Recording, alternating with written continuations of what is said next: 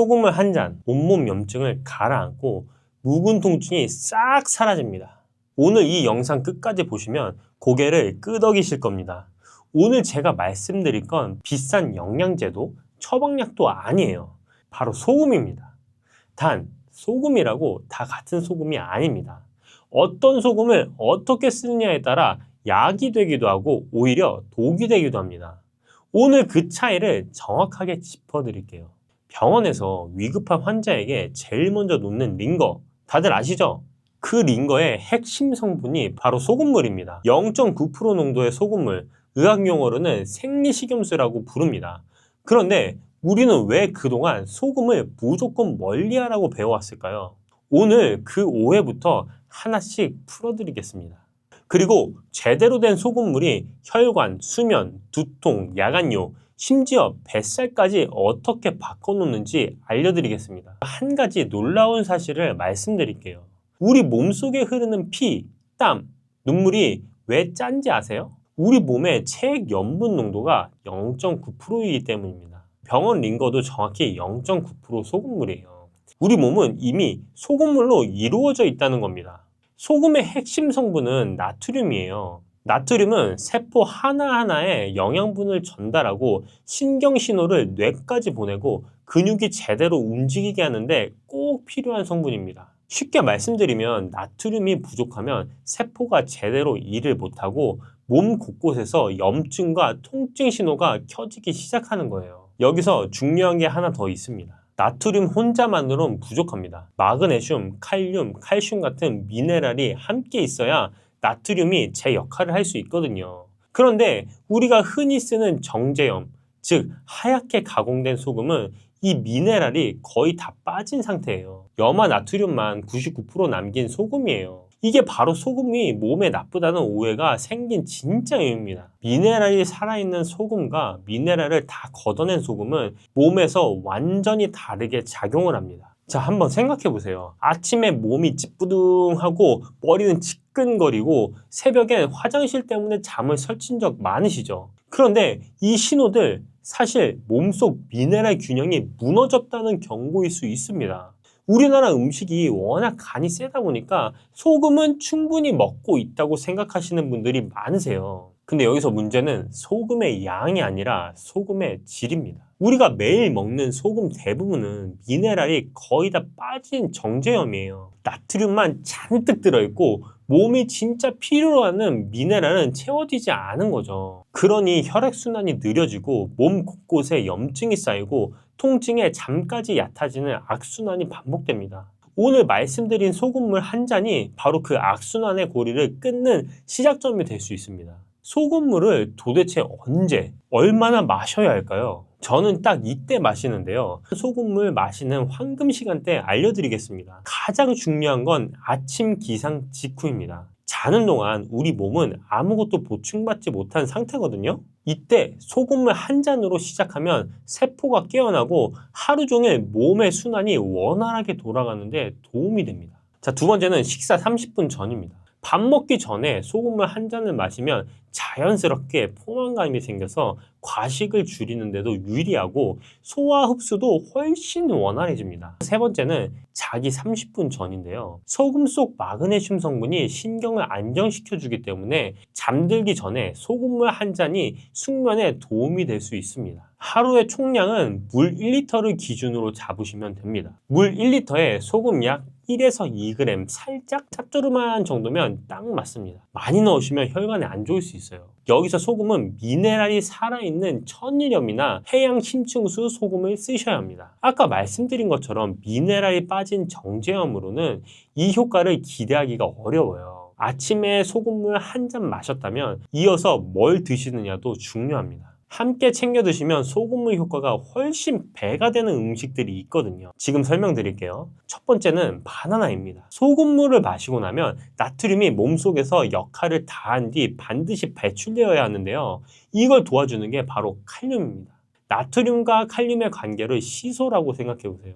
한쪽이 올라가면 다른 쪽이 내려가야 균형이 잡히는 것처럼 나트륨이 들어오면 칼륨이 밀어내면서 균형을 맞춥니다. 바나나 한 개에는 칼륨이 약 400mg이 들어있는데 이 칼륨이 신장을 통해 나트륨을 소변으로 밀어내면서 혈관 안에 나트륨이 쌓이는 걸 막아줍니다. 나트륨과 칼륨의 균형이 잡히면 혈관 벽에 가해지는 압력이 줄어들고 혈액순환이 훨씬 부드러워지는 데 도움이 됩니다. 아침 소금을 한 잔에 바나나 한 개, 혈관을 청소하는 가장 간단한 아침 루틴입니다. 여기서 주의하셔야 될 건 신장병이 있으신 환자분들은 바나나 섭취를 주의하셔야 됩니다. 바나나의 칼륨이 오히려 배출이 안 될 수 있기 때문입니다. 두 번째는 시금치인데요. 혈관을 고무호스라고 생각해 보세요. 고무호스가 유연하면 물이 잘 흐르지만 딱딱하게 굳어버리면 조금 압력이 가해져도 터지거나 막히죠. 우리 혈관도 똑같아요. 시금치의 풍부한 마그네슘은 혈관 근육을 이완시켜서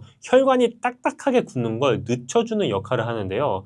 소금물의 나트륨이 세포 사이에 신호 전달을 돕고 시금치의 마그네슘이 혈관을 부드럽게 유지시켜주면서 혈액이 훨씬 원활하게 흐르게 됩니다. 거기다가 마그네슘은 신경 흥분을 가라앉히는 성분이기도 해서 자주 지끈거리는 두통을 줄이는데도 도움이 될 수 있습니다. 아침 식사에 시금치 나물 한 가지만 올려도 하루가 달라질 수 있어요. 세 번째는 두부입니다. 소금을 꾸준히 섭취하다 보면 칼슘이 소변으로 빠져나가는 양이 늘어날 수 있는데요.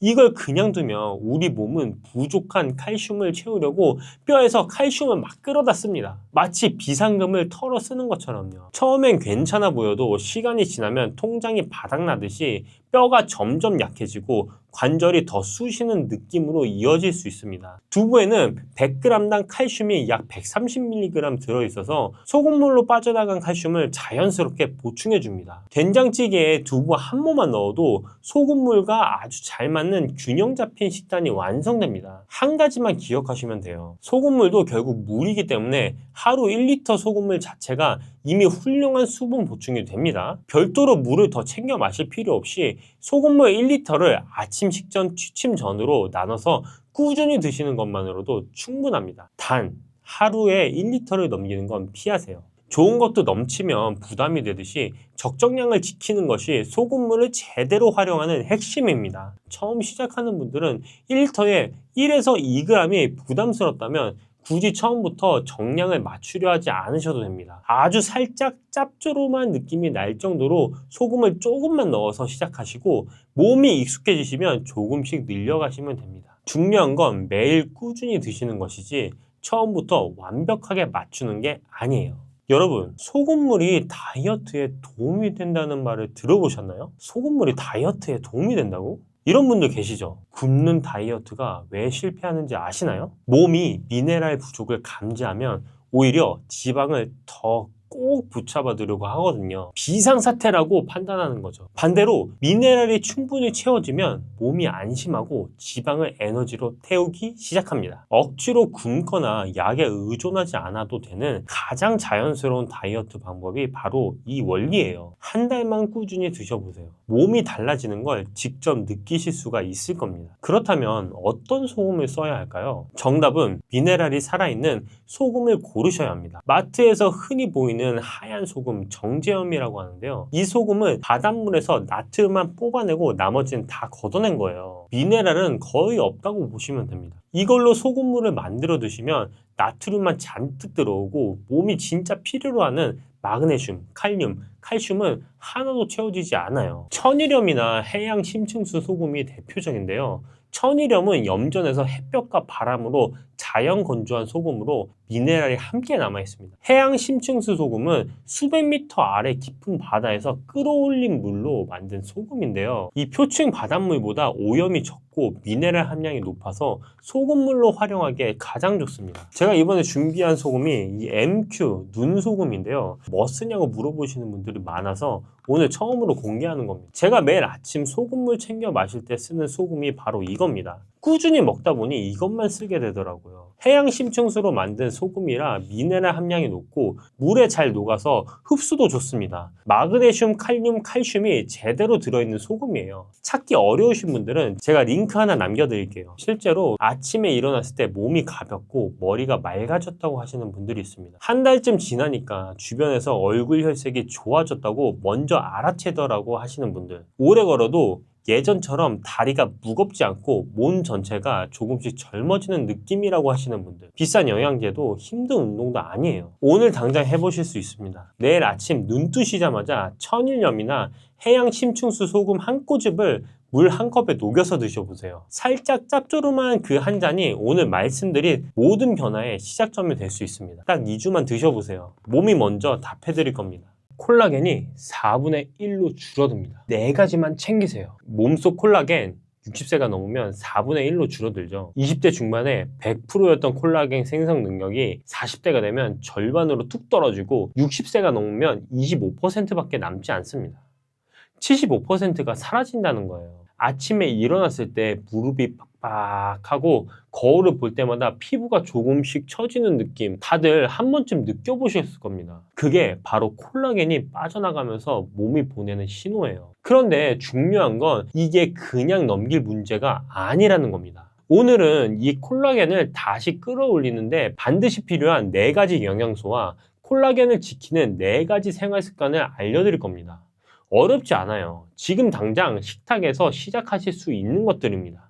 그럼 왜 콜라겐이 이렇게까지 줄어드는 걸까요? 피부는 물론이고 뼈, 근육, 관절, 장 점막까지 온몸 구석구석을 단단하게 붙들어 매는 역할을 해요. 쉽게 말씀드리면 몸의 접착체 같은 존재입니다. 그런데 이 콜라겐을 만드는 공장이 나이가 들면서 서서히 멈춰가는 겁니다. 문제는 콜라겐이 줄어드는 게 단순히 세월이 흘렀기 때문만은 아니라는 겁니다. 잘못된 식습관, 수면 부족, 자외선, 만성염증 이런 것들이 콜라겐을 훨씬 더 빠르게 갉아먹습니다. 거꾸로 말하면 올바른 영양소를 제때 챙기면 이 공장을 다시 돌릴 수 있다는 뜻입니다. 실제로 생활 습관을 바꾼 60대에게 콜라겐 생성 능력이 25%에서 62%까지 회복됐다는 결과도 있습니다. 여기서 중요한 게 하나 있어요. 콜라겐은 먹어도 그대로 흡수가 안 되거든요. 분자가 너무 커서 몸이 소화하면서 다 쪼개버려요. 진짜 핵심은 몸이 스스로 콜라겐을 만들 수 있게 재료를 채워주는 겁니다. 그 재료가 바로 지금부터 알려드릴 4가지입니다. 4위는 단백질, 정확히 아미노산입니다. 콜라겐은 결국 단백질입니다. 그러니까 콜라겐을 만들려면 그 원재료가 되는 아미노산이 충분히 공급돼야 합니다. 그 중에서도 글리신, 프롤린 이 2가지가 핵심입니다. 글리신은 콜라겐 전체의 약 3분의 1을 차지할 정도로 비중이 큰 아미노산입니다. 이 원재료가 부족하면 아무리 다른 영양소가 갖춰져 있어도 콜라겐 자체가 만들어질 수가 없어요. 자, 그렇다면 어디서 가장 효과적으로 채울 수 있을까요? 바로 오래 끓인 사골국물, 닭곰탕, 속꼬리찜입니다. 뼈와 연골을 오래 끓이면 안에 있던 글리신과 프롤린이 국물로 천천히 녹아내립니다. 여기서 중요한 게 바로 끓이는 시간이거든요. 최소 3시간에서 4시간은 끓여야 영양소가 충분히 우러나오는데 압력솥을 사용하시면 훨씬 짧은 시간에 훨씬 많은 영양소를 뽑아낼 수가 있어요. 어르신들이 오래전부터 사골국을 고아 드셨던 게 사실 과학적으로 근거가 있는 거였습니다. 국물 요리가 번거로우신 분들은 닭가슴살, 달걀 흰자, 두부로도 충분히 채우실 수 있어요. 단 단백질은 한 번에 많이 드시는 것보다 몇 끼니마다 조금씩 나눠서 드시는 게 훨씬 효율적입니다. 한 번에 몰아서 드시면 몸이 다 흡수하지 못하고 배출해 버리거든요. 아침에 달걀 하나, 점심 두부 한 모, 저녁 닭고기 한 토막 이렇게 나눠서 꾸준히 채워주시는 게 바로 핵심입니다. 자, 3위는 구리입니다. 콜라겐 섬유가 만들어지고 나면 끝이 아니에요. 섬유끼리 서로 교차 결합이 되어야 진짜 탄력이 있고 탄탄한 조직이 완성됩니다. 이 마지막 결합을 완성하는 게 바로 구리거든요. 구리가 없으면 콜라겐이 만들어져도 흐물흐물해서 제 역할을 못합니다. 아무리 좋은 재료로 집을 지어도 마지막에 시멘트로 굳혀주지 않으면 무너지는 거예요. 구리가 부족해지면 피부 탄력이 갑자기 확 떨어지고 상처가 잘 아물지 않고 빈혈 증상이 나타나기도 합니다. 그런데 여기서 꼭 알아두셔야 할 게 있어요. 구리와 아연은 서로 흡수를 경쟁합니다. 아연 보충제를 과하게 드시면 오히려 구리가 결핍될 수 있거든요. 그래서 보충제보다는 음식으로 균형 있게 채우시는 게 가장 안전해요. 구리가 가장 풍부한 식품은 단연 굴입니다.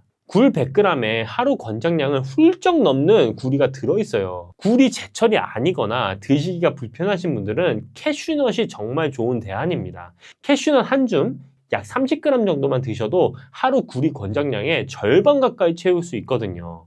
간식으로 그냥 집어 드시기만 해도 됩니다. 다크 초콜릿도 구리가 풍부하거든요. 카카오 함량이 70% 이상인 것으로 하루 2~3조각 정도만 드시면 구리 보충과 함께 항산화 효과까지 덤으로 챙길 수 있습니다. 다크 초콜릿 같은 경우는 중금속의 위험이 있는 경우도 있거든요. 제가 하단 링크에다가 중금속이 없는 다크 초콜릿 링크를 걸어놨으니까 이걸 드시면은 훨씬 더 건강하게 구리를 보충하실 수 있습니다. 자, 2위는 아연입니다. 아연은 세포가 콜라겐을 다시 만들라는 신호를 켜주는 역할을 합니다. 우리 몸에서 200가지가 넘는 효소 작용에 관여하는 미네랄인데 그 중에서도 콜라겐 합성 요소를 직접 활성화하는 핵심 역할을 해요. 쉽게 말씀드리면 공장 가동 버튼 같은 겁니다. 재료가 아무리 잘 갖춰져 있어도 이 버튼이 눌리지 않으면 공장이 돌아가지가 않잖아요. 아연이 부족해지면 피부에 염증이 자꾸 생기고 상처 회복이 눈에 띄게 느려집니다. 탈모가 심해지거나 미각이 둔해지는 것도 아연 결핍의 대표적인 신호예요. 특히 활동량이 줄고 식사량이 적어진 어르신들일수록 아연이 부족해지기 쉽습니다. 아까 3위 굴기에서도 말씀드렸죠. 사실 굴은 아연도 최고입니다. 굴 하나로 구리와 아연을 동시에 챙길 수 있는 겁니다. 굴이 부담스러우신 분들은 소고기도 좋습니다. 특히 살코기 부위에 아연이 풍부하게 들어있어서 일주일에 2번에서 3번 드시는 것만으로도 충분히 채울 수 있습니다. 자, 1위는 비타민 C입니다. 지금까지 3가지 영양소를 말씀드렸는데요. 사실 이 3가지가 전부 갖춰져 있어도 비타민 C가 없으면 콜라겐은 만들어지지 않습니다. 그만큼 비타민 C는 콜라겐 합성 전 과정에서 없어서는 안 될 핵심 중의 핵심입니다. 콜라겐을 구성하는 원료들이 강력한 삼중 나성 구조로 단단하게 엮이려면 비타민 C가 반드시 있어야 합니다.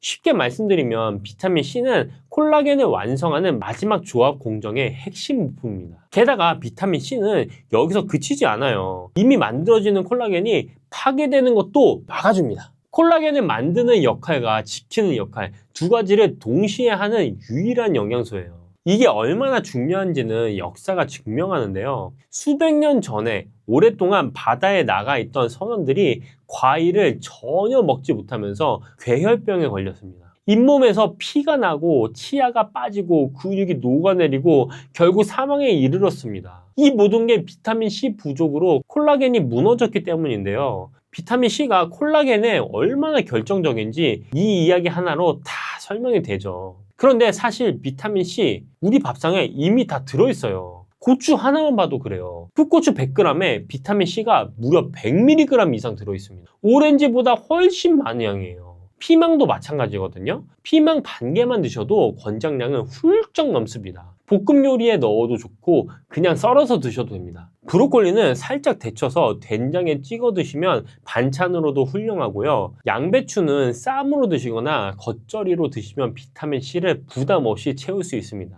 아보카도도 빼놓을 수 없죠. 아보카도는 비타민 C뿐만 아니라 건강한 지방이 풍부해서 콜라겐이 파괴되는 것을 막아주는 역할까지 합니다. 염증을 줄여주고 콜라겐이 오래 유지될 수 있는 환경을 만들어주는 거죠. 귤 2개, 3개, 딸기 한 줌도 훌륭한 선택이에요. 단 비타민 C는 열에 굉장히 약하거든요. 끓이거나 볶으면 절반 이상이 파괴되기 때문에 되도록 생으로 드시는 게 핵심입니다.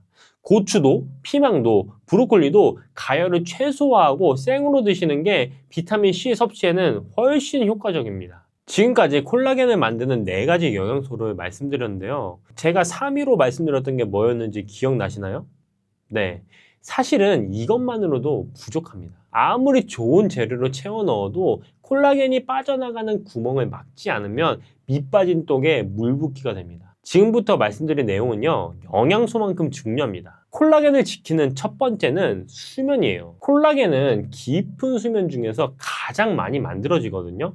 잠자리에 드신 직후에 깊은 수면 단계에서 성장 호르몬이 분비되는데 바로 이때 콜라겐 생성이 집중적으로 이루어집니다. 아무리 좋은 영양소를 챙기셔도 잠을 제대로 못 주무시면 효과가 크게 줄어들어요. 주무시기 1시간 전 스마트폰을 내려놓고 매일 같은 시간에 주무시는 습관이 콜라겐을 만드는 가장 기본적인 조건입니다. 콜라겐을 지키는 두 번째는 자외선 관리입니다. 피부 노화와 관련된 손상의 최대 90%가 자외선에서 비롯된다는 연구 결과가 있습니다. 자외선은 피부 속 콜라겐을 직접 파괴하기 때문에 외출하실 때 가벼운 선크림 하나가 콜라겐을 지키는 방패가 됩니다. 단, 햇볕을 완전히 피하실 필요는 없어요. 적당한 햇볕은 비타민 D를 만들고 호르몬 균형에도 도움이 되거든요. 한낮 강한 자외선만 조심하시면 됩니다. 콜라겐을 지키는 세 번째는 장 건강인데요. 장이 건강해야 콜라겐 원료가 제대로 흡수됩니다. 장 점막이 약해지면 아무리 좋은 영양소를 드셔도 흡수가 안 돼요. 김치, 된장, 청국장처럼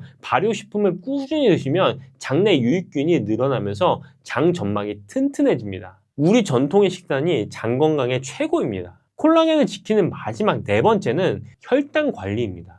혈당이 올라갈 때마다 몸 안에 당화 반응이 일어나는데 이 반응이 콜라겐 섬유를 딱딱하게 굳히고 망가뜨립니다. 흰 쌀밥보다는 잡곡밥, 단 음식과 정제된 탄수화물을 줄이는 것만으로도 콜라겐이 파괴되는 속도를 크게 늦출 수 있습니다. 식사로 잘 안 되신다면 바나바잎 추출물 영양제를 드시는 것도 하나의 방법이 될 수 있습니다. 그리고 식사 후 10분에서 15분 가벼운 산책도 혈당을 안정시키는 데 큰 도움이 됩니다. 이렇게 2주 정도 지나면 피부 윤기가 먼저 달라져요. 거울 보실 때 좀 다른 것 같은데? 하는 느낌이 오실 겁니다. 또한 한 달쯤 지나면 계단 오를 때 무릎이 덜 시큰해지는 걸 느낄 수 있습니다. 콜라겐이 채워지면서 관절을 감싸는 완충 역할이 살아나기 때문입니다. 아침에 일어날 때 몸이 한결 가벼워지고 속도 편해지는 걸 느끼시는 분들이 많습니다.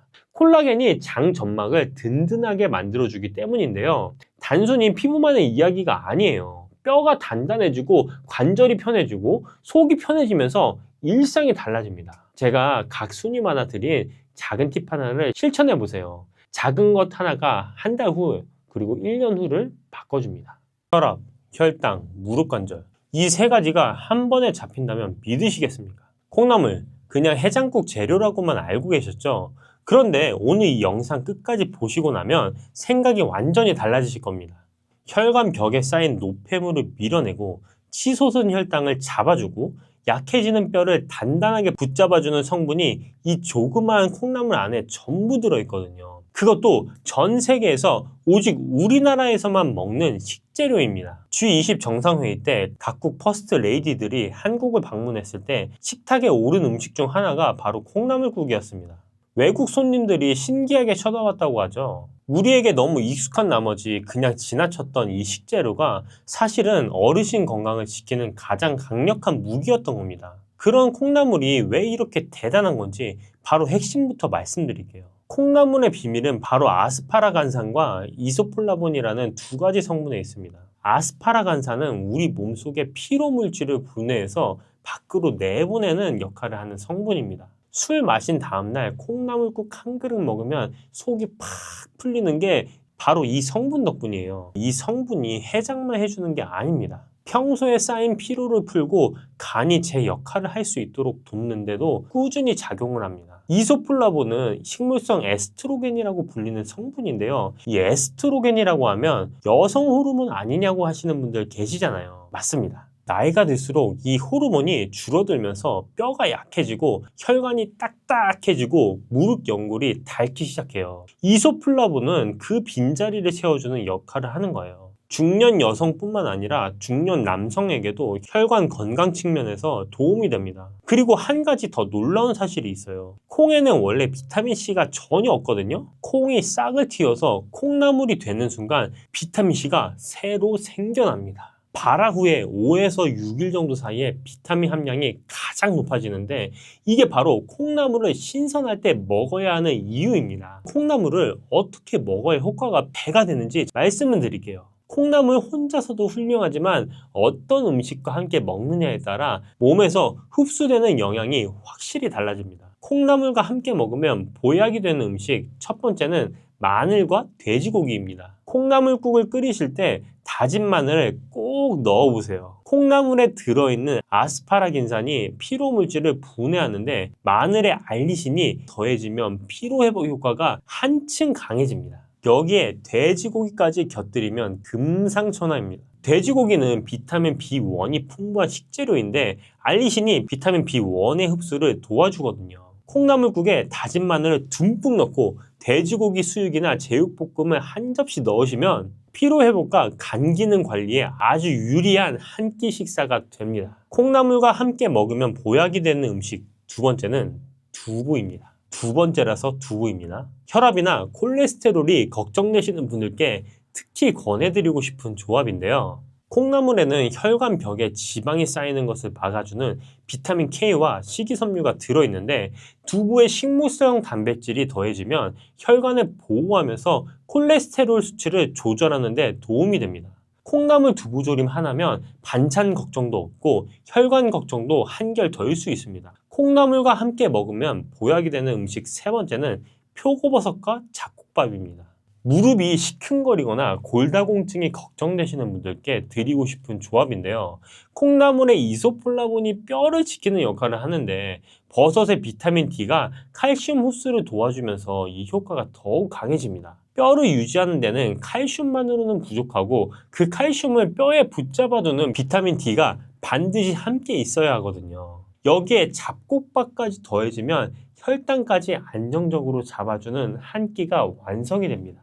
그럼 지금 말씀드린 조합 중에서 오늘 당장 따라 하실 수 있는 레시피 하나를 소개해 드릴게요. 바로 콩나물 두부 된장국입니다. 재료는 간단해요. 콩나물 한 줌, 두부 반모, 표고버섯 두세 개, 다진 마늘 한 숟가락, 된장 한 숟가락 반이면 됩니다. 만드는 방법도 어렵지 않습니다. 먼저 냄비에 물을 500ml를 붓고 된장을 풀어줍니다. 여기에 표고버섯을 썰어 넣고 중불에서 끓여주세요. 국물이 우러나기 시작하면 콩나물을 넣는데 이때 뚜껑을 열고 끓여야 비린내가 나지 않습니다. 콩나물이 어느 정도 익으면 두부를 한 입 크기로 잘라 넣고 마지막에 다진 마늘을 넣어서 한 소끔 더 끓여주면 완성입니다. 이 조합이 왜 좋냐면 콩나물의 이소플라본과 비타민 K가 뼈와 혈관을 지키고 두부의 식물성 단백질이 근육을 붙잡아주고 표고버섯의 비타민 D가 칼슘 흡수를 도와주기 때문입니다. 된장까지 더해지면 장 건강에도 유리하죠. 혈관 건강, 뼈, 근육, 장을 한꺼번에 챙기는 국 한 그릇이 완성이 되는 겁니다. 그런데 여기서 한 가지 꼭 말씀드려야 될 게 있어요. 제가 콩나물이 몸에 좋다고 해서 맵기 듬뿍듬뿍 드시는 분들이 계실까봐 말씀을 드리는데요. 좋은 음식도 균형이 중요합니다. 콩나물에는 식이섬유가 풍부한데 이게 장 건강에는 도움이 되지만 한꺼번에 너무 많이 드시면 오히려 속이 부글거리거나 복통이 생길 수 있습니다. 좋은 식재료도 어떻게 조리하고 얼마나 먹느냐가 결국 건강을 결정합니다. 그리고 콩나물이 좋다고 해서 뭐든 같이 드셔도 되는 건 아니에요. 오히려 함께 먹으면 콩나물의 좋은 성분을 다 망쳐버리는 음식들이 있거든요. 지금부터 말씀드리는 것들 꼭 기억해 두세요. 첫 번째, 콩나물과 우유는 함께 드시면 안 됩니다. 직접 같이 드시는 분들은 많지 않겠지만 콩나물 드신 후에 바로 우유 한 잔이나 라떼를 즐기시는 분들 계신가요? 이렇게 식후에 바로 드시는 것도 주의가 필요합니다. 콩나물과 우유의 단백질이 서로 엉키면서 소화가 어려워지고 속이 더부룩하거나 배탈로 이어질 수 있거든요. 콩나물 드신 날은 우유나 라떼는 조금 나중에 드시는 게 좋습니다. 두 번째는 콩나물 무침하실 때 식초는 주의하셔야 됩니다. 새콤달콤하게 식초나 초고추장을 넣어 드시는 분들이 간혹 있어요. 맛은 있지만 식초가 콩나물의 영양소를 파괴할 수 있어서 몸에는 그다지 좋지 않습니다. 다시 말하면 콩나물의 좋은 영양소를 흡수하는 데 방해가 될 수 있습니다. 새콤한 맛이 당기신다면 아주 소량만 사용하시고 대신 들기름이나 참기름으로 풍미를 살리시는 게 훨씬 낫습니다. 이 두 가지만 지키시면 콩나물을 훨씬 건강하게 드실 수 있습니다. 평소 위장이 약하시거나 몸이 냉한 체질이신 분들은 콩나물국 끓이실 때 생강 슬라이스 두세 조각만 넣어보세요. 생강의 따뜻한 성질이 콩나물의 찬 기운을 중화시켜줘서 속이 한결 편안해지는 걸 느끼실 수 있습니다. 오늘 콩나물 얘기를 길게 드렸는데 결국 핵심은 하나입니다. 콩나물 혼자가 아니라 무엇과 함께 먹느냐가 중요합니다. 마늘과 돼지고기를 곁들이면 피로 회복이 되고 두부와 함께 드시면 혈관이 튼튼해지고 표고버섯과 잡곡밥을 더하면 뼈와 혈당까지 잡을 수 있습니다. 1,000원짜리 콩나물 한 봉지가 어떻게 조합하느냐에 따라 보약이 되는 겁니다. 팥을 이렇게 드시면 당뇨 사라지고 뱃살 쏙 빠져요. 여러분, 겨울에 동지가 되면 우리가 무엇을 먹나요? 바로 팥죽이죠. 또 겨울 간식으로 이 팥이 들어간 붕어빵, 호빵 같은 간식도 자주 먹는데요. 이 팥과 함께 먹으면 보약과 같은 효과를 만들 수 있는 식품들도 있고 또 잘못 먹으면 오히려 건강에 마이너스가 되는 음식도 있습니다. 그래서 오늘은 이 팥의 효능 8가지와 드실 때 주의할 점, 그리고 함께 드시면 좋은 음식 4가지에 대해 알려드리겠습니다. 팥하면 생각나는 음식이 있으신가요? 저는 사람들이 평소에 팥을 많이 안 먹는다고 생각했는데 의외로 팥이 들어간 음식이 많이 있더라고요. 대표적인 음식은 시루떡이 있고요. 겨울에 간식으로 많이 먹는 붕어빵, 또 제과점에서 사 먹는 빵들에도 팥이 많이 들어있습니다. 여름엔 팥빙수도 많이 먹고요. 겨울엔 팥죽도 종종 먹게 됩니다. 자, 이런 팥 요리를 집에서 해먹는 경우도 많은데 팥을 집에서 직접 삶을 때 혹시 소다를 넣고 삶는 분들 많으시지 않나요? 팥을 삶을 때 소다를 넣게 되면 팥의 색상이 더욱 선명해지고 팥을 더욱 부드럽게 해주어 팥을 삶는데 걸리는 시간을 단축시켜주기 때문인데요. 하지만 앞으로는 절대 소다를 사용하시지 마시기 바랍니다. 그 이유는 소다를 넣고 팥을 삶게 되면 팥의 영양소가 파괴돼서 팥에 좋은 성분을 먹을 수 없게 되기 때문인데요. 자, 그래서 어떻게 팥 요리를 하는 게 좋은지 알려드릴게요. 팥을 삶을 때 먼저 흐르는 물에 깨끗이 세척해서 이물질을 제거해 주시고요. 물에 담가 약 4시간 정도 불려주십니다. 그렇게 불린 팥을 물에 넣어 삶아주면 붉은색의 팥 삶은 물이 생기잖아요. 바로 이 팥을 삶은 물이 건강에 정말 좋다는 사실 알고 계셨나요? 그 이유는 팥에 들어있는 사포닌이라는 성분 때문입니다. 간혹 팥 삶은 첫물에는 팥에 독소가 있어서 버려야 한다는 분들이 계신데요. 이는 잘못된 정보입니다. 왜냐하면 팥 삶은 첫물에 사포닌 성분이 가장 많이 들어있기 때문에 이걸 버리지 마시고 따로 담가 두었다가 하루에 1~2잔씩 차로 드시면 좋습니다. 자, 그럼 이제 팥의 구체적인 효능에 대해 말씀드릴 건데 첫 번째는 혈관 건강에 많은 도움이 된다는 것입니다.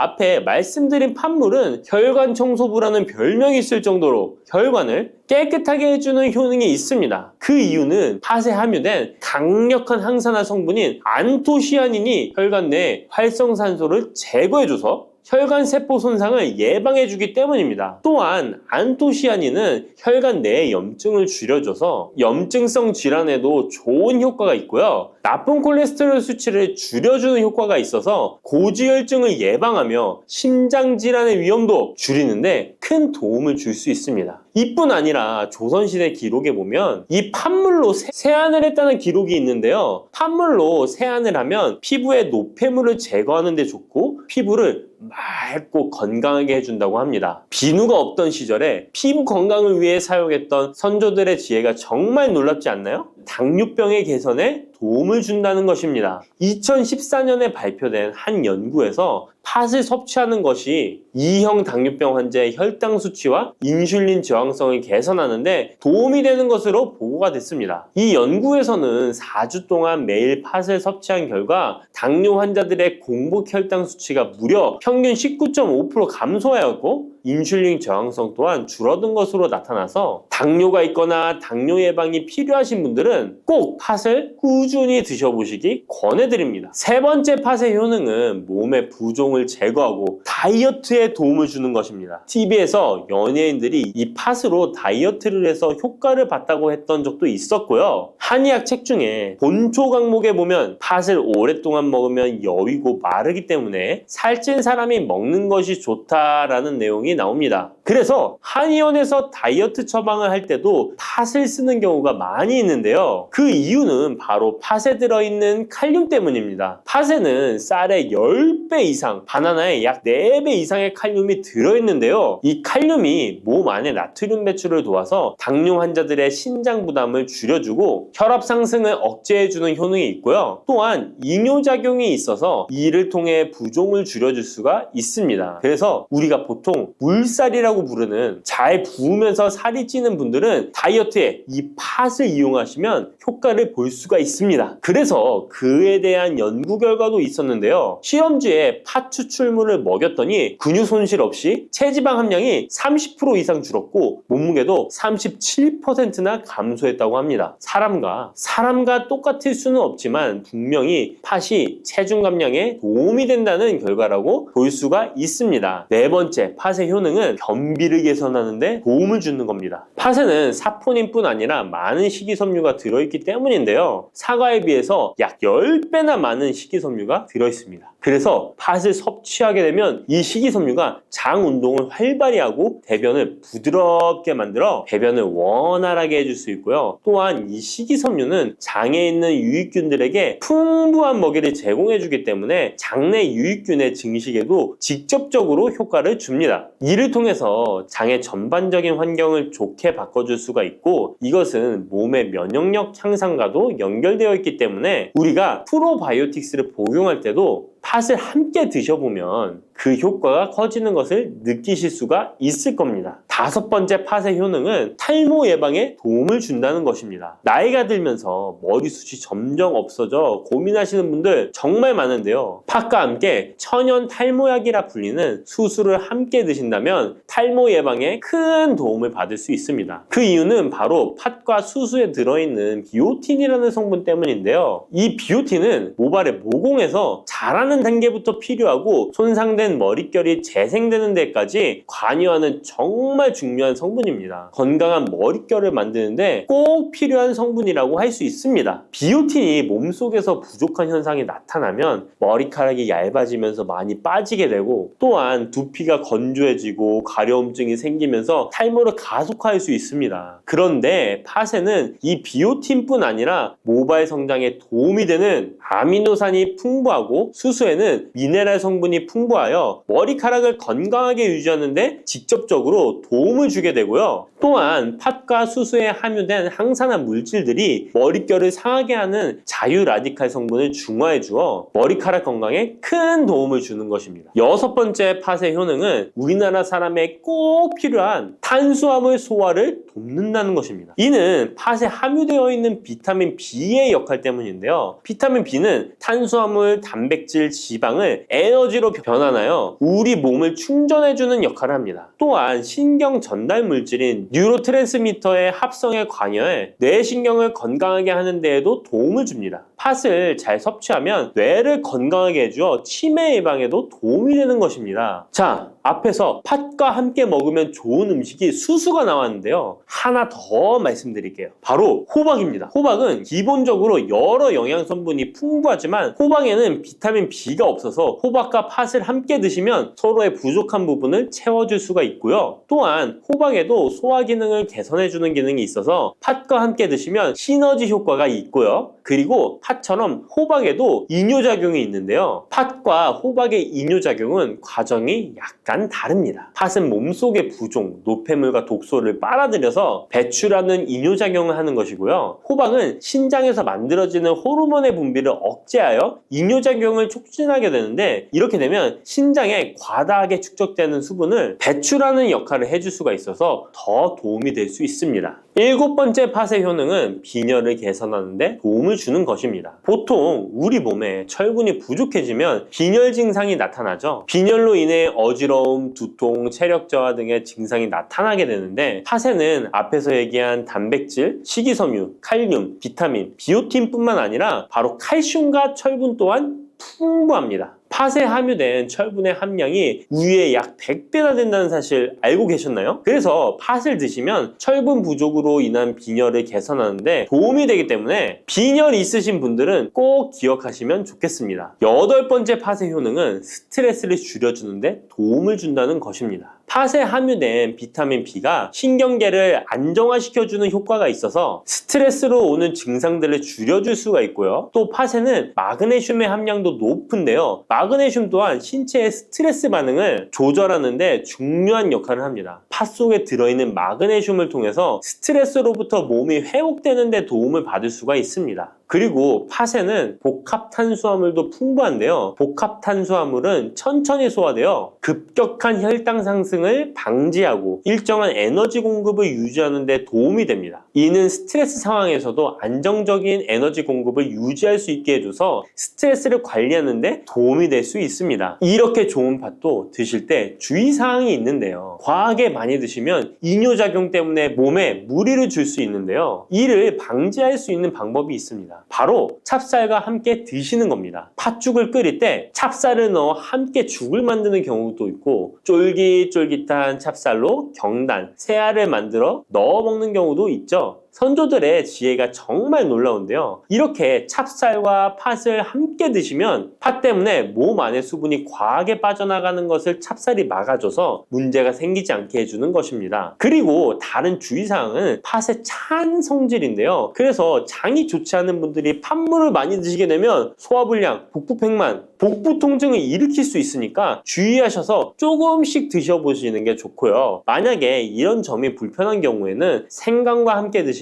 그 불편함을 줄일 수가 있습니다. 생강의 따뜻한 기운이 팥의 차가운 기운을 중화시켜줘서 장에 무리를 덜 주게 되고요. 그리고 팥에는 항암 효과가 뛰어난 안토시아닌이 풍부한데 생강에도 생강의 매운맛을 내는 진저롤과 쇼가올 성분이 몸속의 발암물질을 제거해주는 효과가 있어서 함께 드시면 상승 효과를 볼 수가 있습니다. 그리고 이때 생강을 쪄서 말려서 드시면 이런 효과가 약 10배 정도 증가된다고 하니까 꼭 기억하시면 좋겠습니다. 침침한 눈이 밝아지고 뱃살이 쏙 빠지려면 단호박을 이렇게 드셔야 합니다. 호박이 넝쿨채에 굴러 떨어졌다라는 표현 아시나요? 큰 힘을 들이지 않으면서 우연히 좋은 일이 생기거나 큰 성과를 거둘 때 이런 속담 쓰이죠? 옛부터 단호박은 그 자체로 맛있고 영양가가 풍부한 식품으로 많은 사랑을 받아온 채소인데요. 맛있는 단호박이 우리 건강에 다양한 효능을 제공하는 사실 알고 있나요? 그리고 단호박에 관한 건강한 삶을 사는데 도움이 되는 정보들 같이 알아보실게요. 단호박은 맛도 좋고 건강에 많은 효능을 가지고 있는 정말 훌륭한 식품인데요. 이런 단호박의 놀라운 효능들 5가지 바로 알려드릴게요. 단호박의 첫 번째 효능은 바로 심혈관 건강 개선입니다. 단호박에는 불포화 지방산과 식이섬유가 풍부하게 들어있는데 이런 성분들이 혈중 콜레스테롤 수치를 조절하고 혈액순환을 원활하게 도와줍니다. 또한 이 불포화 지방산은 체내에 축적된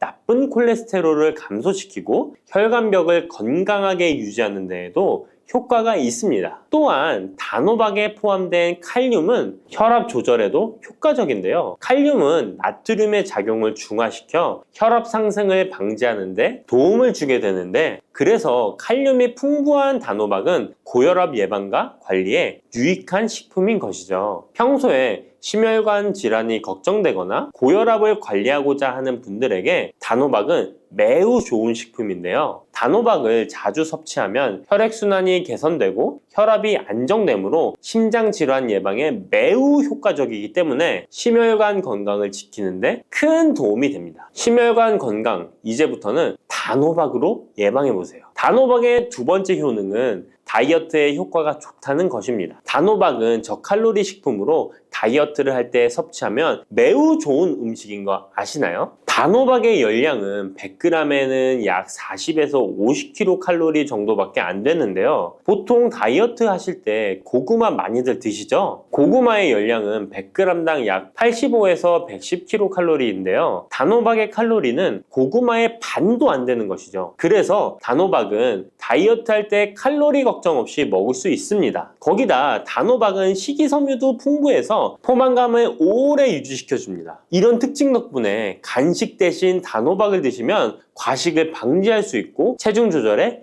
효과적입니다. 또한 단호박의 식이섬유는 소화가 잘 되지 않아서 장에 천천히 흡수되기 때문에 혈당 조절에도 유익한데요. 급격한 혈당 상승을 막아주어 다이어트 중에도 혈당이 급격히 떨어지지 않게 도와주죠. 또한 다이어트 중에 발생할 수 있는 변비를 예방할 수 있기 때문에 체중 감량을 도울 뿐만 아니라 장 건강도 함께 챙길 수 있습니다. 다이어트 중이라면 단호박을 간식이나 식사 대용으로 활용해 보세요. 맛도 좋고 영양도 풍부한 최고의 다이어트 식품입니다. 단호박의 세 번째 효능은 바로 눈 건강에 도움이 된다는 점입니다. 단호박에는 당근과 마찬가지로 비타민 A와 베타카로틴이 풍부하게 들어있는데요. 이 두 성분은 우리 눈의 건강을 지키는데 아주 중요한 역할을 합니다. 비타민 A는 눈의 망막을 건강하게 유지하는 데 도움을 주고 시력 저하를 예방하는 데 효과적이에요. 특히 야맹증 예방에도 도움을 줄 수가 있죠. 그리고 베타카로틴은 강력한 항산화 작용을 해주기 때문에 눈의 피로를 덜어주고 눈의 노화를 늦추는 데도 도움을 줍니다. 혹시 하루 종일 스마트폰이나 모니터를 자주 보고 있지는 않으신가요? 화면을 계속 들여다보는 현대인들에게는 이 단호박에 들어있는 비타민 A는 특히 중요한 영양소라고 할 수 있죠. 눈이 피로하거나 건조감을 느끼신 분들에게 단호박은 자연적인 해결책이 될 수 있습니다. 단호박을 섭취하면 눈 건강을 지키고 나이가 들면서 생길 수 있는 시력 저하나 노화 방지에도 도움을 줄 수 있습니다. 단호박은 정말 건강에 많은 이점이 있는 식품이죠. 단호박의 놀라운 효능 네 번째는 면역력 강화입니다. 단호박에는 비타민 C와 아연이 풍부하게 들어있죠.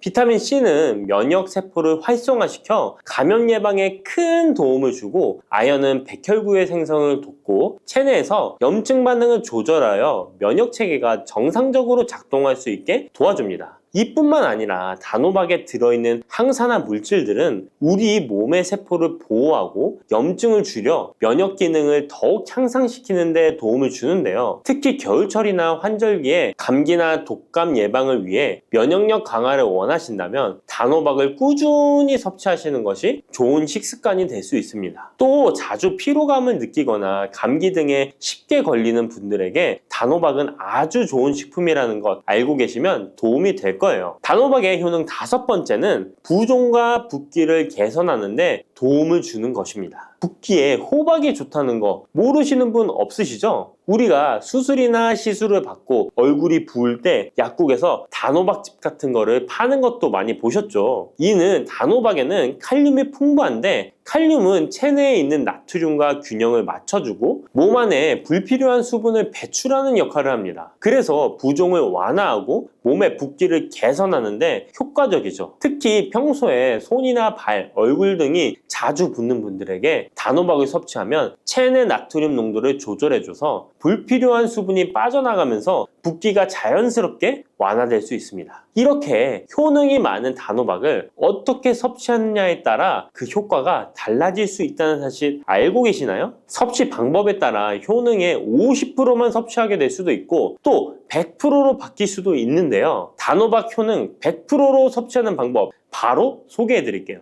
이 단호박 건강을 위해 섭취하는 방법 첫 번째는 껍질까지 섭취하는 것입니다. 단호박의 껍질은 과육과 견주어 봐도 손색 없을 정도의 많은 영양소를 포함하고 있는데요. 단호박의 껍질에는 대부분의 폴리페놀이 함유되어 있어 드실 때는 꼭 껍질까지 함께 드셔야 합니다. 단호박 껍질에는 단호박 속 알맹이에 없는 페놀산이 들어있는데요. 이 페놀산은 노화를 방지하며 혈액순환을 도와 심혈관 질환 예방에도 효과적입니다. 또한 껍질에는 비타민 A와 비타민 C, 항산화 물질들이 포함되어 있어 피부 건강과 면역력 강화에도 효과적입니다. 그래서 단호박을 섭취할 때는 꼭 껍질까지 함께 먹는 것이 좋은데요. 물론 껍질을 먹을 때는 꼭 깨끗하게 세척을 하고 농약이나 불순물이 묻어있지 않은지 잘 세척하고 확인하는 것이 매우 중요합니다. 그리고 껍질이 두껍고 질기게 느껴진다면 부드럽게 찌거나 껍질째 구워서 섭취하면 훨씬 더 편하게 먹을 수 있습니다. 단호박은 버릴 게 하나 없는 채소인데요. 호박잎도 몸에 매우 유익하다는 거 알고 계셨나요? 호박잎은 비타민 A, C. 칼슘, 철분이 풍부해서 뼈 건강에도 도움이 되고, 또한 항산화 성분이 많아 체내 염증을 줄이고 소화 기능을 돕는 데에도 효과적인데요. 특히 피로 회복에 좋고 체내 독소를 배출하는 데 도움을 줍니다. 호박잎은 찜이나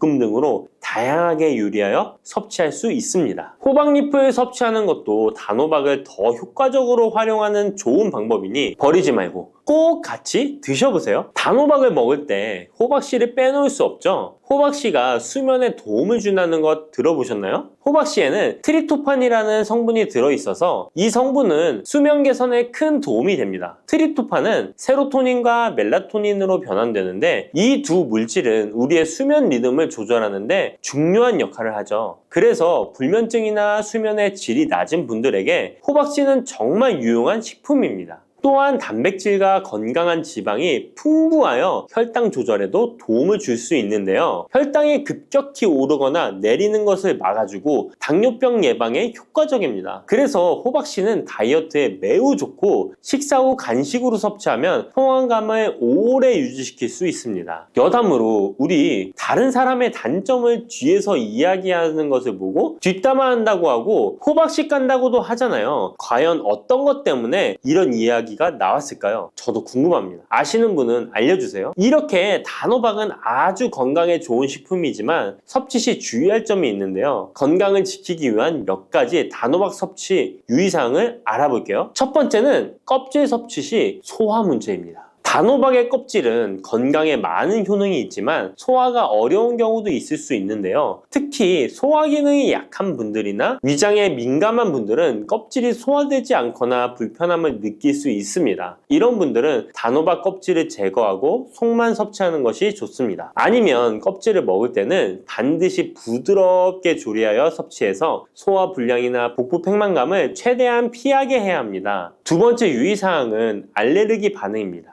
단호박은 일반적으로 알레르기 반응을 일으키는 경우가 드물지만 일부 사람들은 호박에 알레르기가 있을 수 있는데요. 특히 호박이나 호박씨에 민감한 분들은 섭취 후 발진이나 가려움 등의 증상을 경험할 수 있습니다. 이런 증상이 나타난다면 단호박 섭취를 바로 중지하고 알레르기 전문의와 상담하는 것이 좋습니다. 알레르기 반응은 개인의 체질에 따라 다를 수 있기 때문에 처음 먹을 때는 소량으로 섭취하여 반응을 확인하는 것이 안전하다는 거 기억해 주세요. 단호박 섭취에 유의해야 할 사항 세 번째는 신장질환이 있는 사람의 섭취입니다. 단호박은 칼륨이 풍부한 식품인데요. 신장 기능이 약한 분들은 칼륨 과다 섭취가 문제가 될 수 있습니다. 칼륨이 과잉 섭취되면 신장에 부담을 줘서 부종이나 혈압 상승 등의 문제가 발생할 수 있기 때문인데요. 신장 질환이 있는 사람은 칼슘 섭취를 조절해야 하므로 단호박을 섭취하기 전에 반드시 의사와 상담하는 것이 좋습니다. 신장에 문제가 있는 분들은 단호박 섭취 시에 본인에게 맞는 양을 조절하여 섭취해야 합니다. 네 번째, 단호박 섭취 시 유의사항은 다이어트 시 과잉 섭취입니다. 아까 얘기 드렸듯이 단호박은 다이어트에 유익한 식품이라고 했잖아요. 하지만 다이어트에 도움이 되는 단호박도 조리 방법에 따라 칼로리가 달라질 수 있습니다. 예를 들어 단호박을 버터나 크림 등 고칼로리 재료와 함께 조리하면 그만큼 칼로리가 높아져서 다이어트에 좋지 않을 수 있습니다. 다이어트를 하시는 분들은 단호박을 찌거나 구운 방법으로 조리하고 고칼로리 재료를 피하는 것이 건강하고 성공적인 다이어트를 위해서 꼭 필요합니다. 또한 단호박에 포함된 당분은 비교적 낮지만 당뇨가 있는 사람은 과도하게 섭취하지 않도록 주의해야 합니다. 마찬가지로 다이어트 중에도 혈당의 급격한 상승을 막기 위해 적당량을 섭취하는 것이 중요합니다. 당근이 몸에 좋다는 사실은 이미 알고 계시죠? 몸에 좋다는 당근도 먹는 방법과 함께 먹는 음식에 따라 몸에 독이 될 수도 있고 보약이 될 수도 있다는 사실 알고 계신가요? 당근과 함께 먹으면 보약이 되는 음식, 당근을 먹는 방법, 그리고 당근을 제대로 먹을 때 나타나는 놀라운 효능까지 당근에 대한 모든 것을 알려드릴게요. 그리고 연예인이 3주 동안 11kg나 감량했다고 하는 당근 다이어트 방법도 영상 뒷부분에 있으니까 끝까지 시청해주세요. 그럼 당근에 대한 모든 것 바로 시작합니다. 당근의 대표적인 효능은 베타카로틴에서 나옵니다. 베타카로틴은 채소를 노란색, 주황색, 빨간색이 되도록 하는 성분이며 대표적인 항산화 물질입니다. 항산화 작용을 한다는 것은 항염증 작용을 한다는 것이고, 항염증 작용을 한다는 것은 바로 항암 작용을 할 수 있다는 것인데요. 당근의 첫 번째 효능은 눈 건강을 좋게 한다는 것입니다. 당근의 베타카로틴이 우리 몸속에 들어오게 되면 비타민 A가 되는데요. 비타민 A는 눈 건강을 좋게 하는 성분이죠.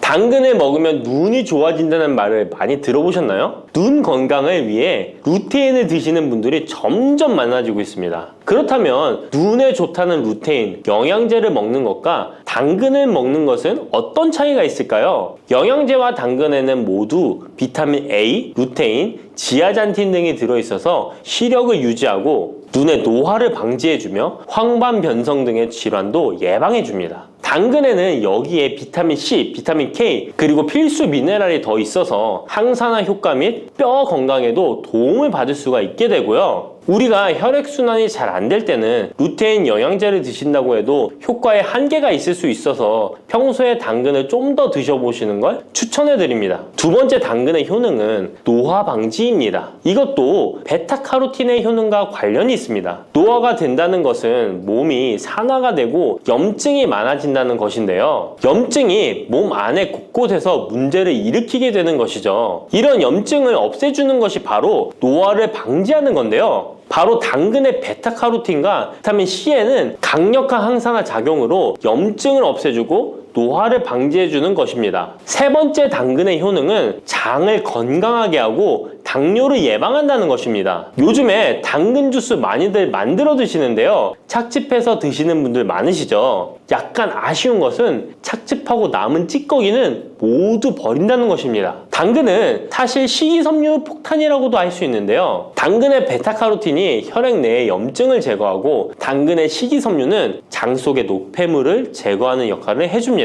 장 속에 유산균이 살아가려면 유산균의 먹이가 있어야 되는데요. 이 먹이를 프리바이오틱스라고 합니다. 그리고 프리바이오틱스의 역할을 해주는 것이 바로 당근의 식이섬유입니다. 또한 식이섬유는 당을 흡착하여 배출해주는 효능이 있습니다. 이 효능은 당이 우리 몸에 흡수되는 속도를 늦춰주기 때문에 혈당이 급격하게 오르는 것을 막아주게 됩니다. 이런 과정은 당뇨를 예방하는데 아주 탁월한 효능을 발휘하는 것이죠. 네 번째 당근의 효능은 암을 예방하는 것입니다. 암이 발생하는 여러 이유 중 하나는 염증이 계속해서 발생하기 때문인데요. 폐에 염증이 반복해서 발생하면 폐암이 될 가능성이 높고 위에 염증이 반복해서 발생하게 되면 위암이 될 가능성이 높은 것이죠. 또 한 가지 경우는 혈액순환이 잘 되지 않는 곳에 암이 발생할 가능성이 높아집니다. 혈액순환이 잘 되지 않게 되면 그곳에 영양분이 잘 전달되지 않고 문제가 생겨도 회복이 더디거나 악화가 될 가능성이 높아져서 결국 암으로 발전하게 된다는 것입니다. 이러한 문제들을 해결해 주는 것이 바로 항산화 성분이고 당근의 베타카로틴이 강력한 항산화 작용을 하여 암을 예방할 수 있는 것입니다. 간혹 흡연을 하는 분들이 베타카로틴을 섭취하면 폐암의 발병률이 높아진다고 하여 당근 섭취를 꺼리시는 분들이 있는데요. 걱정하지 않으셔도 됩니다. 암 발생은 당근과는 아무런 관련이 없습니다. 폐암이 발생했던 실험군은 당근을 섭취한 것이 아니고 베타카로틴 영양제를 섭취하는 것이었으며 당근을 섭취한 실험군은 오히려 암 발병률이 낮았다는 연구 결과가 있습니다. 다섯 번째 당근의 효능은 치매 예방입니다. 베타카로틴은 뇌혈관에도 작용을 하게 되는데요. 뇌혈관에 쌓이는 베타 아밀로이드를 제거하여 뇌신경을 활성화시켜주는 역할을 해줍니다. 이렇게 뇌신경이 활성화되면 기억력과 학습 능력이 향상되고 치매를 예방할 수 있게 되죠. 치매는 발병이 되면 치료하는 것은 거의 불가능해서 예방이 정말 중요한데요. 치매를 예방하는 데 가장 중요한 것이 혈관을 깨끗하게 하는 것입니다. 당근의 베타카로틴이 혈관을 깨끗하게 해주는 효능이 있으니 당근을 매일 하나씩 꾸준히 섭취하여 치매를 예방하시길 추천드립니다.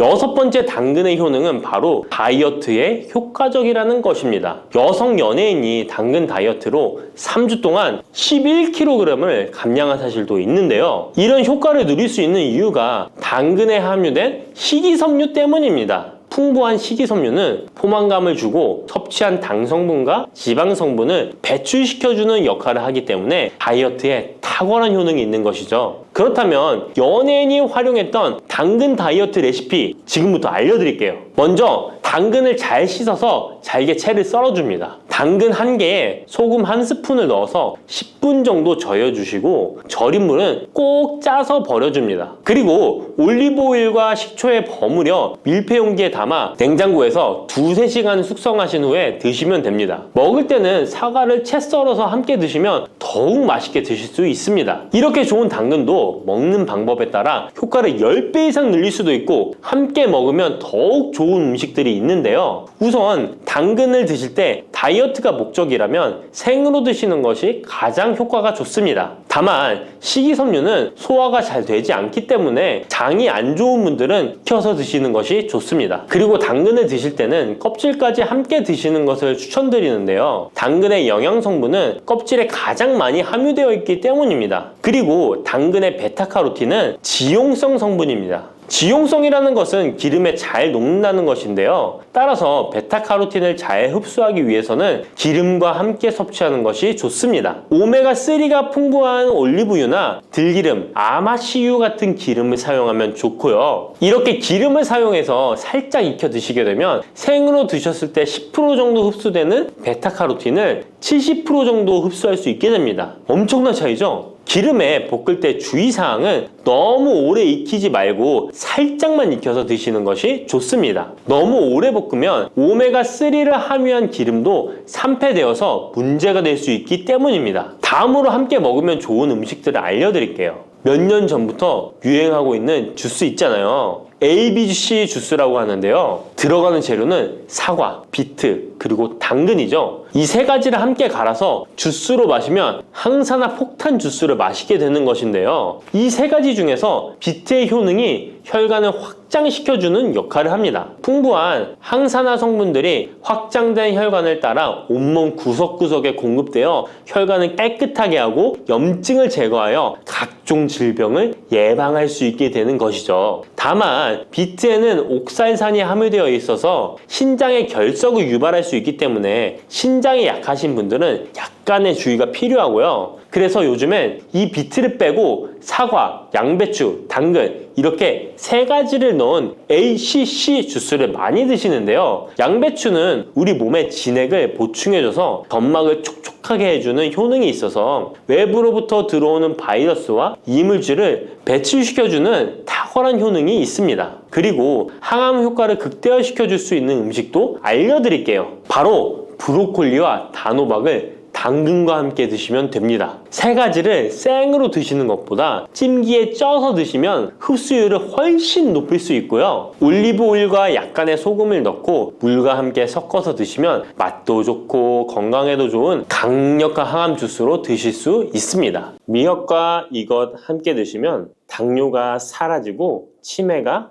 예방됩니다. 평소 무심코한 이 행동 때문에 암과 치매에 걸릴 수 있습니다. 미역에는 풍부한 영양 성분이 있어 당뇨 예방, 골다공증, 심혈관 질환 예방, 암 예방 등 다양한 효능을 갖고 있기도 하죠. 그렇다면 미역은 어떻게 먹어야 암과 치매에 안 걸리고 우리 몸을 건강하게 만드는 보약이 될 수 있을까요? 미역국 끓일 때 고소한 들기름에 미역을 달달 볶아서 끓여 먹으면 정말 맛있잖아요. 그런데 절대로 미역을 볶을 때 들기름을 넣고 조리하시면 안 됩니다. 들기름은 오메가3 지방산과 혈관의 콜레스테롤을 제거하고 노폐물을 배출하여 혈관을 건강하게 해줍니다. 또한 동맥경화를 방지하여 심혈관 질환을 예방하고 뇌신경을 활발하게 하여 치매 예방에도 좋은 효능이 있습니다. 그런데 들기름은 다른 점이 낮아 열을 가하게 되면 산패가 되어 좋은 성분은 없어지고 1급 발암물질인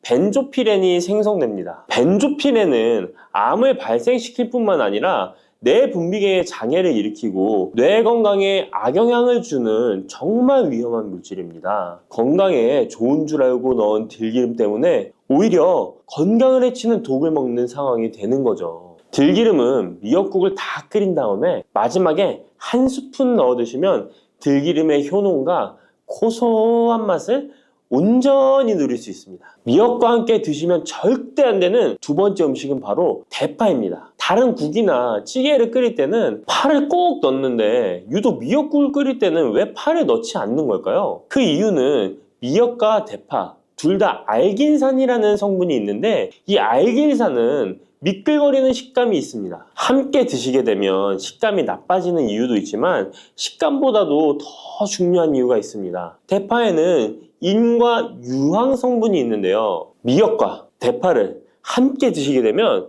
대파 안에 인과 유황 성분 때문에 미역에 함유된 칼슘의 흡수를 방해받게 됩니다. 미역에는 칼슘이 엄청나게 많이 들어있는데요. 미역에 함유된 칼슘의 함량은 100g당 960mg이고요. 우유에 함유된 칼슘의 함량은 100g당 105mg입니다. 우유보다 9배 정도나 더 많다는 것이죠. 성인 기준 하루 칼슘의 권장 섭취량이 600mg에서 700mg 정도인데요. 미역국을 한 그릇만 드셔도 충분히 섭취하실 수 있는 양입니다. 우유를 소화 못 시키는 분들이 칼슘을 섭취하기 위해서는 미역이 정말 좋은 식품이 되는 거죠. 이렇게 많은 칼슘은 우리 몸의 뼈를 튼튼하게 해주고 골다공증 예방에 도움을 주는데요. 이 골다공증 예방은 50대 이후의 여성분들에게는 정말 중요한 효능입니다. 골다공증으로 인해 골반뼈가 골절이 될 경우에 65세 이상은 30%가 1년 내에 사망하고 80세 이상은 50%가 2개월 내에 사망을 할 수 있다는 통계가 있습니다. 나이가 들어갈수록 미역을 충분히 섭취하시는 것을 추천드립니다. 이런 칼슘 보충제에 정말 중요한 미역을 대파와 함께 드신다면 칼슘 흡수가 제대로 되지 않는 것이죠. 미역에 미끌미끌한 성분이 알긴산이라고 했잖아요. 이 알긴산도 우리 몸에 정말 중요한 역할을 해줍니다. 바로 알긴산은 다른 물질을 흡착하는 성질이 있어 혈관 내에 나쁜 콜레스테롤을 흡착하여 배출을 도와줍니다. 이렇게 되면 동맥경화를 예방할 수 있고 혈액순환을 원활하게 하며 심혈관 질환을 예방하는 데 도움을 줄 수 있습니다. 미역이 피를 맑게 한다고 하잖아요. 바로 이 알긴산의 효능 때문에 혈관이 깨끗해지기 때문입니다. 또한 알긴산은 장 운동을 촉진하고 배변 활동을 원활하게 하여 변비 예방에 도움을 줍니다. 이는 미역의 풍부한 식이섬유와 함께 장 건강에 도움을 주는 거죠. 미역에 함유된 풍부한 식이섬유는 당뇨 예방에 탁월한 효능을 발휘하는데요. 국립보건원에서 장년층 7,400명을 대상으로 추적 조사를 해봤는데 해조류를 전혀 먹지 않는 사람과 매일 미역국 반 그릇 이상의 해조류를 섭취한 사람의 당뇨병 발생 위험도를 조사했는데 하루에 미역국 반 그릇 이상 먹는 사람이 해조류를 전혀 먹지 않는 사람에 비해 당뇨병 발생 위험도가 20%가 낮았습니다. 미역의 풍부한 식이섬유는 급격히 오르는 혈당을 막아주는데요. 식이섬유가 소화의 속도를 늦춰주고 인슐린의 분비를 조절해주기 때문입니다. 식이섬유는 포만감을 높여주고 칼로리가 낮아 식사량을 조절하는 데 도움을 주고 체내에 노폐물과 독소를 배출하여 체중을 감량하는 데도 도움을 주어 다이어트 식품으로도 많이 활용되고 있습니다. 미역국은 또 아이를 출산한 산모들이 반드시 먹는 음식인데요. 미역의 풍부한 요오드는 출산 후 늘어난 자궁을 수축시켜주는 데 도움을 주며 모유가 잘 나오도록 도와줍니다. 또한 요오드는 피를 멎게 하여 상처를 빨리 아물게 하는 역할도 해줍니다. 칼슘과 철분이 풍부하여 출산 후에 흥분된 신경을 안정시켜주고 혈액의 생성을 도와 산모의 빈혈 예방에 도움을 주게 됩니다. 또한 칼륨이 풍부한데요. 칼륨은 체내 나트륨을 배출해주는 역할을 해줘 산모의 부종을 완화시켜주는데 탁월하기도 합니다. 그리고 요오드는 산모에게 좋을 뿐만 아니라 신진대사를 촉진하여 몸에 에너지를 보충해주는 역할을 합니다. 요오드가 부족할 때 나타나는 증상들이 있는데요. 몸에 기력이 없다고 하죠. 힘이 없고 피로감이 높아지게 됩니다. 신진대사가 원활하지 않기 때문에 몸의 영양소를 소모하지 않게 되어 체중이 증가하게 되고요. 피부가 건조해져 거칠어지고 탈모도 일어날 수 있습니다. 나이 들면서 인지 능력이 떨어지는 것도 요오드 부족의 한 현상일 수도 있습니다. 요오드가 부족하면 우리 몸의 호르몬의 중추적인 역할을 하는 갑상선에 문제가 생기는데요. 바로 갑상선 저하증이 생길 수 있습니다. 이러한 문제들을 미역을 섭취함으로 예방할 수 있는 건데요. 요오드의 하루 권장 섭취량은 2.4mg입니다. 미역국 한 그릇에는 요오드가 약 1.1mg 정도 함유되어 있으니 미역국은 하루에 한두 그릇만 드시길 바랍니다. 요오드는 과하게 섭취하게 돼도 문제가 생기는데요. 요오드의 섭취량이 많아지면 갑상선염이나 다른 갑상선 질환도 유발할 수 있습니다. 특별히 갑상선이 약하신 분들은 미역을 섭취하는데 주의하셔야겠습니다. 갑상선은 우리 몸에서 가장 중요한 내분비 기관 중 하나인데요. 갑상선은 목 부분, 기관지 아래에 위치한 나비 모양의 내분비 기관인데요. 중요한 여러 기능을 하지만 그 중에서도 대사율을 조절하는 역할이 있습니다. 갑상선에 T3, T4 호르몬을 분비하여 우리 몸의 에너지 소비와 체온 조절을 하는데 중요한 역할을 하게 됩니다. 갑상선 호르몬은 신경 시스템의 정상적인 기능을 유지하는데 꼭 필요한데요. 호르몬이 제대로 분비되지 않아 수치가 너무 높거나 낮게 되면 우울, 불안 증세, 기억력 감퇴 등의 문제도 발생할 수가 있습니다. 이 갑상선 호르몬에 영향을 미치는 것 중에 요오드가 있는데요. 요오드가 부족하면 세계보건기구에서는 뇌세포가 손상되고 치매가 발생할 수 있다고 보고하고 있습니다. 갑상선 저하증이나 항진증이 있는 분들이 요오드가 많은 미역을 많이 드시면 오히려 건강을 더 해칠 수가 있습니다. 건강하신 분들은 미역을 많이 드셔도 호르몬 조절이 잘 되어 문제가 없지만 갑상선에 문제가 있어서 호르몬 조절이 잘 안 되는 분들은 이 요오드의 수치가 높아지게 되면 체내에 활성산소가 증가하게 되어 염증을 일으키고 갑상선염을 유발하고 극히 드물지만 심해지면 갑상선 암으로도 발전시킬 가능성도 있습니다. 따라서 갑상선에 문제가 있는 분들은 미역을 드실 때 주의하셔야 합니다. 날이 갈수록 암의 발병률이 높아지고 있어서 암에 대한 관심도가 높아지는 것이 사실이죠. 이처럼 미역에는 강력한 항암 효과가 있어 건강식품으로도 아주 좋은데요. 미역에는 요오드, 식이섬유, 칼슘, 비타민 등 많은 영양소가 있다고 했잖아요. 그런 것보다 훨씬 중요한 것이 있습니다. 바로 후코이단이라는 성분인데요.